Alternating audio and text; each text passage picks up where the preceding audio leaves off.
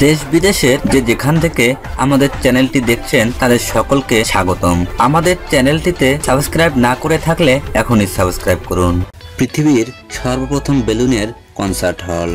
বেলুনের তৈরি অনেক কিছু নাম শুনেছেন, কিন্তু আজ আপনাদের এমন এক কনসার্ট হলের সাথে পরিচয় করিয়ে দেব যে কনসার্ট হল পুরোটাই তৈরি করা হয়েছে বেলুনের মতো করে, মানে বাতাস দিয়ে ফুলিয়ে তৈরি করা হয় এই কনসার্ট হল।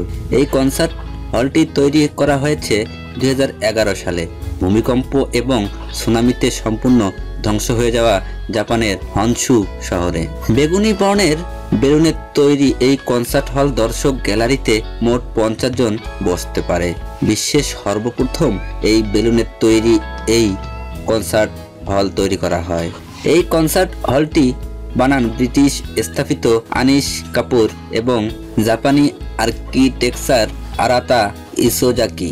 তাদের দুজনের পরিকল্পনা অনুসারেই তৈরি করা হয় এই কনসার্ট হল। মজার বিষয় হচ্ছে কনসার্ট হলটি তৈরি করতে কোনো প্রকার শক্ত কোনো কিছুর ব্যবহার করা হয় নাই। এর দেয়াল, ছাদ আর ফ্লোর সবকিছুই তৈরি করা হয়েছে পলিস্টার দিয়ে।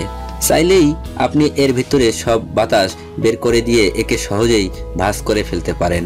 এই কনসার্ট হলের নাম আর্ক নোভা। এই কনসার্ট হলটি 18 মিটার উঁচু আর 35 মিটার চওড়া।